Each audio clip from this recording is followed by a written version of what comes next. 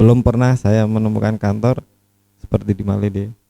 Oke, salam kemerdekaan. Selamat datang di podcast kita yang terbaru, Cesku, di program BBC Bincang-Bincang Cesku. Ya, ini program baru kita dari Bea Cukai Malili. Kali ini bintang tamu kita itu datang dari bukan datang dari ya, maksudnya ini langsung dari internal kita sendiri, yaitu komandan kita, Kepala Subbagian Umum Bea Cukai Malili, Pak Darwanto. Selamat sore, Pak. Selamat sore. Wah, Ini semangat. podcast pertama ya, perdana ya? Iya, ini perdana kita, Pak. Program BBC namanya. Oh gitu. Perlu diketahui juga, Jasku. Oke. Mungkin bincang-bincang kita kali ini itu agak nggak terlalu formal gitu, Pak. Kalau di dalam podcast kan. Yang pertama itu mungkin selama bertugas nih, Banda mau tanya sama komandan. Komandan sih, biasanya manggilnya komandan, Jasku. Oke. Biasa selama bertugas nih komandan di Bea Cukai Malili ini, kesan-kesannya gimana, Dan? Dari pertama atau gimana? Dari pertama. Dari pertama datang itu? Dari pertama. Apa ya? Ini merupakan tugas pertama saya di luar Jawa. Tugas pertama, dan juga saya kembali dalam rangka juga promosi eselon 4. Sebelumnya saya di Bekasi. Kesan pertama mungkin ya seperti kalian alami lah ya, pertama kali Wah. keluar dari daerah tuh. Itu tahun berapa ya, Dan ya? Tahun 2017. 17. Bulan Oktober. Oh, udah mau akhir akhir tahun gitu, Dan. Oh, hampir tahun. ini. Ya seperti kalian alami lah, keluar dari daerah masing-masing, keluar intinya kayak keluar dari zona nyaman. Keluar Memang dari itu zona yang nyaman. itu yang memang apa ya, perlu perjuangan menurut saya, karena pertama saya baru kali ini keluar Jawa. Oke. Dan begitu dapat skep baru kali ini juga, pada saat itu baru pertama kali juga dengar daerah Malili. Oh, jadi sebelum-sebelumnya selama komandan bertugas di Bea Cukai belum pernah dengar kata kantor Belum Bea sama Cukai? sekali, Dan? Wah. belum. Nah, itu Ya untungnya ada senior-senior saya di Bekasi yang memberikan semangat gitu kan, bahwa di luar Jawa itu tidak seperti yang kita bayangkan, misalnya susah lah di luar atau gimana gitu ya. Dan intinya mereka menyemangati kami dengan ya memberikan bekal-bekal lah, nanti kamu di sana ya harus nyari-nyari kesenangan atau nyari-nyari kesibukan baru untuk mengurangi apa namanya, rasa apa itu kalau kita meninggalkan keluarga gitulah, rasa sedih atau rata gitulah. Meninggalkan keluarga. Begitu sampai di sini memang luar biasa. Luar biasa ya, Dan, kesannya. Sayangnya kan dari Jakarta ke Makassar ada apa, naik pesawat tuh. Begitu sampai Makassar, kemarin ini kan perjalanan malam. Ya, benar. Waktu itu saya pingin menikmati gimana sih perjalanan malam. Yang sebelumnya sudah ada informasi bahwa perjalanannya itu malam hari dan waktunya juga cukup lama, durasinya sampai ya 11 sampai 12 jam kan ya. Jadi perjuangan banget itu, Dan. Jadi perjalanan malam ya kita tidak bisa menikmati suasana perjalanan kan, begitu sampai begitu kita naik bis ya sudah kita tidur Terus sampai di terminal. cuma ada beberapa kali lah kita terbangun tuh, cuma kayak di Pare-Pare, di mana itu di pom bensin. Dan juga baru kali ini juga saya naik bis sejauh itu kemudian juga yang ini pengalaman pertama juga saya saya kalau di Jawa itu kan kita naik bis ya suka-suka sopirnya tuh kapan paling biasanya terminal itu berhentinya. Kalau di Malili atau di Sulawesi ini, saya sukanya itu begitu waktu masuk subuh diberikan kesempatan kepada penumpangnya untuk sholat subuh, itu yang Nah, salah satunya terkesan saya, karena sebelumnya di Jawa saya belum pernah mengalami perjalanan yang mampir ke apa ke rumah ibadah gitu.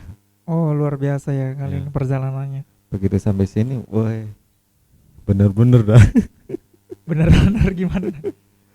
Apa ya? Kantornya gimana? Dan? Agak Kantornya besar, kecil gitu? apa eksotis lah menurut saya ya. Eksotis Dan. Karena belum pernah saya menemukan kantor seperti di Malili. Kantornya di atas bukit, dikelilingi sendiri. hutan, di bawahnya pelabuhan. Itu belum pernah gitu. Luar biasa. Luar biasa, Komandan. Ya, Nah, itu kan Dan pengalaman komandan waktu pertama Hmm. kali sampai di Malili. Nah, itu kan kemarin itu kan bedanya itu pas masa-masa non pandemi gitu ya Dan. Apalagi sekarang kan ada Ya. pandemi gini kan, lebih gimana ya, lebih kayak mengikuti protokol kesehatan gitu Hmm. kan Dan. Beda. Kalau dulu itu kan masih ya perbedaannya itu kan dulu masih upacara aja masih berdekat-dekatan gitu. ya.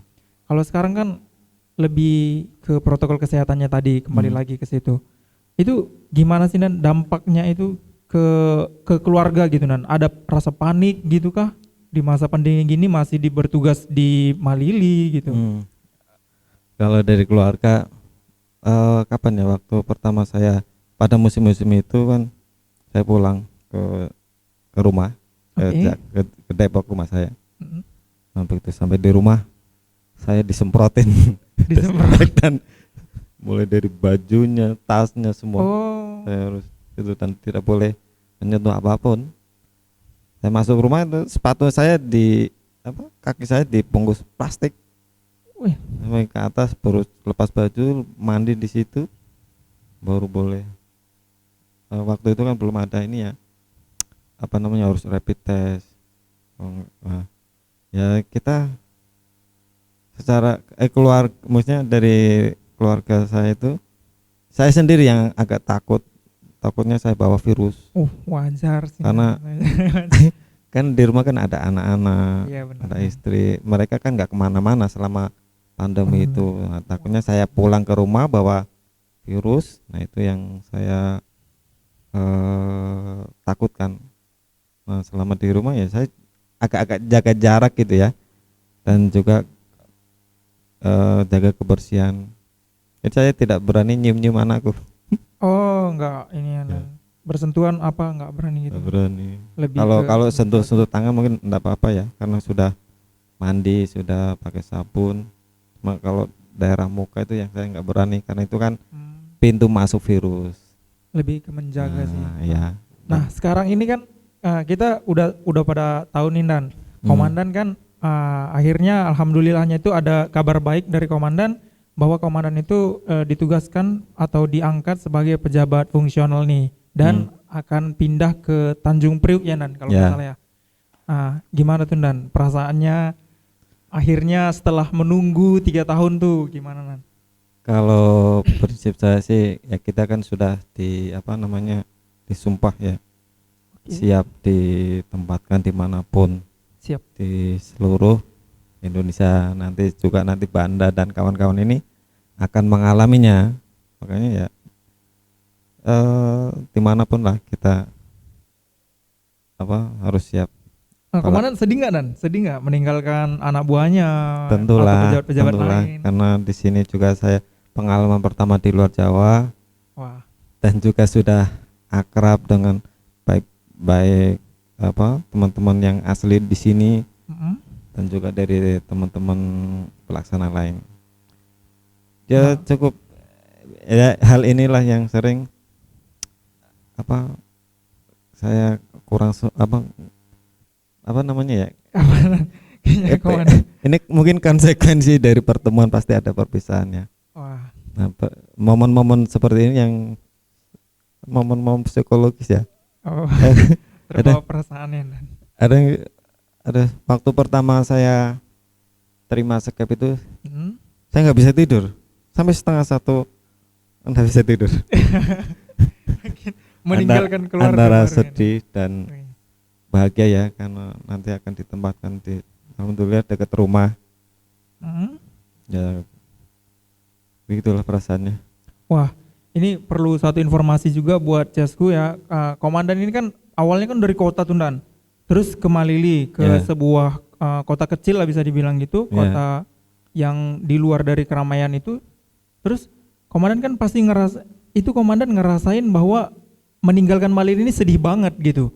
Berarti kan ada satu ini ya, Kenangan. ada satu kenyamanan, ada satu utama bahwa ketika penempatan kita itu di kantor yang jauh, kantor yang kecil gitu, pasti ada yang membuat kita itu jadi gimana ya? Jadi ngerasa nyaman atau apa gitu nan, yang buat maksudnya kayak kantor-kantor lain atau teman-teman yang lain itu pasti ngira bahwa wah, Malili itu jauh, pasti semua pikirannya negatif gitu nan. Maksudnya apa sih yang buat Malili itu buat kita itu jadi nyaman, kangen gitu nan?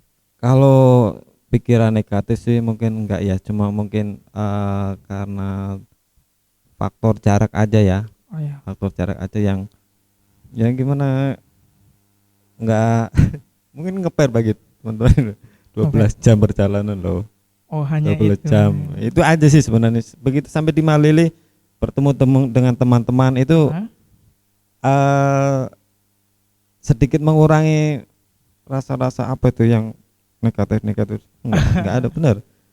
Saya kadang kalau pulang gitu ya, pulang ke rumah terus kadang terpikir teman-teman, waduh pengen ketemu teman-teman lagi gitu. Kalau Oh, sampai gitu, SMA gitu Dan. seperti itu. Kalau Banda nih Dan kan belum pernah nih Dan. Maksudnya tugas di kantor lain. Ini kan masih penempatan Banda yang pertama. Kalau dari komandan kan udah pernah ditugas di kantor besar, baru ke kantor kecil misalnya kan. Itu perbedaannya apa sih Dan gitu?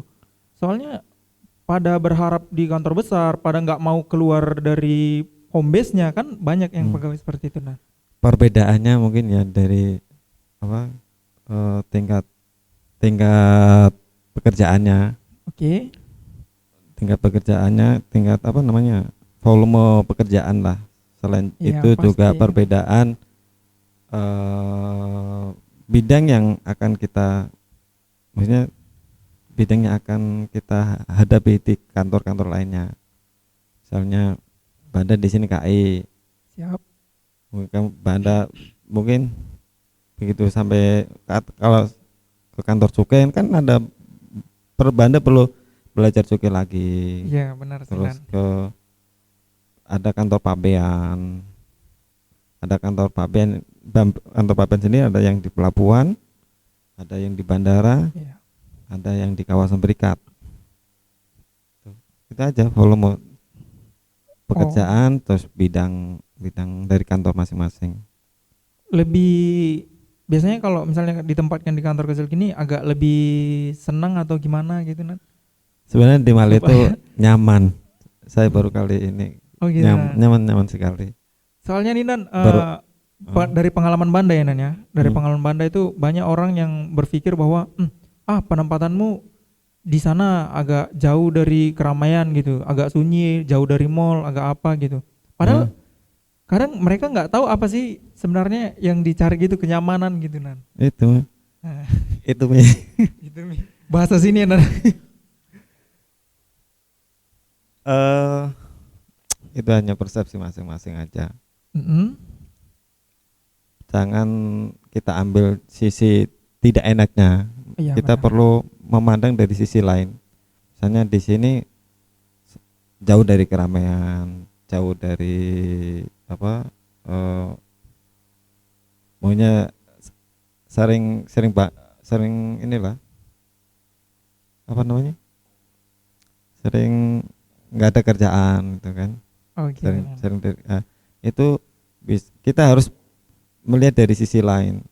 Justru di waktu seperti inilah kita sering mempunyai keluangan waktu untuk meningkatkan pengetahuan kita, baik dari sisi pengetahuan, atau kalau bisa di sini Bener. bisa untuk meningkatkan kapasitas kita, misalnya untuk Mm-mm. kuliah. Oh iya bener ya Nan, Bisa pendidikan itu. Nan ya. Justru Pendidikan. di kantor-kantor sepi inilah Ah, kesempatan kita untuk untuk meningkatkan diri. luar Gitu. biasa. Nah itu buat Cesku dan para viewer yang melihat nanti, mungkin nggak perlu takut kita ditempatkan di mana. Jadi kita itu semua punya peluang, dan ya dari kantor itu kita bisa meningkatkan kapasitas kita diri sendiri ya Nan ya. Ya.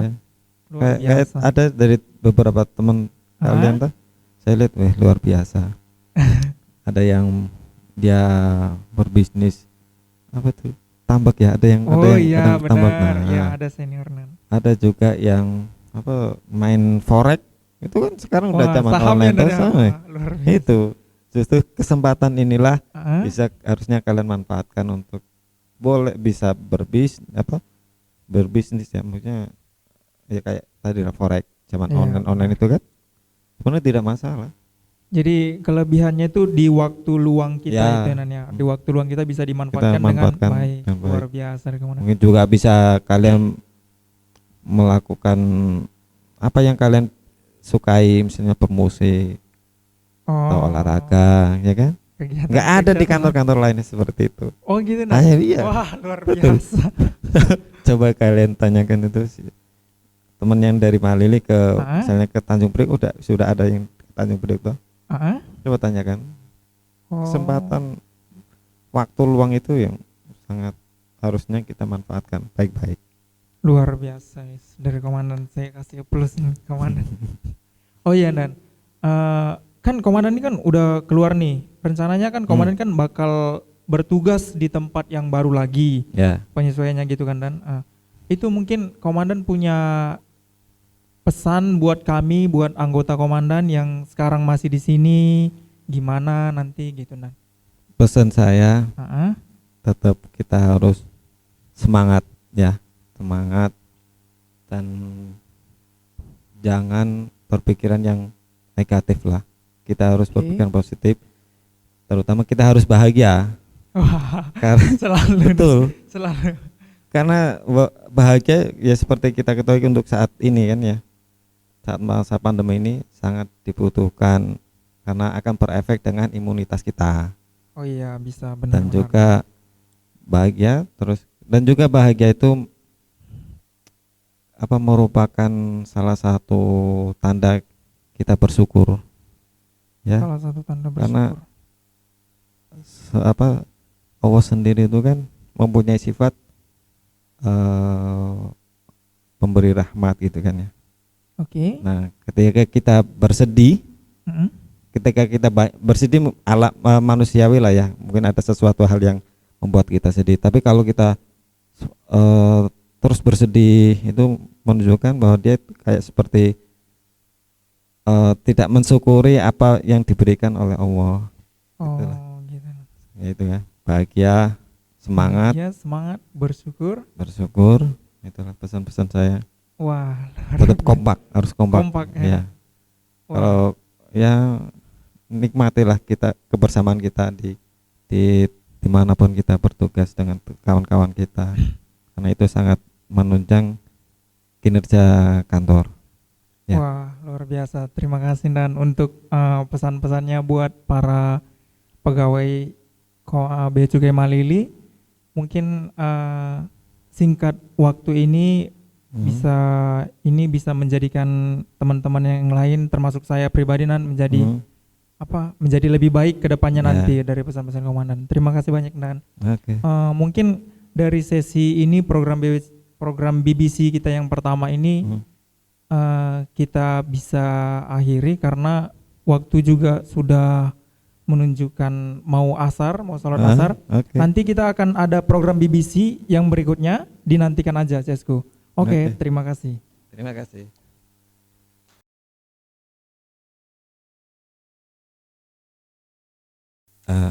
Sebelum saya menempati tugas yang baru, ada beberapa kata yang ingin saya sampaikan untuk teman-teman Bea Cukai Malili.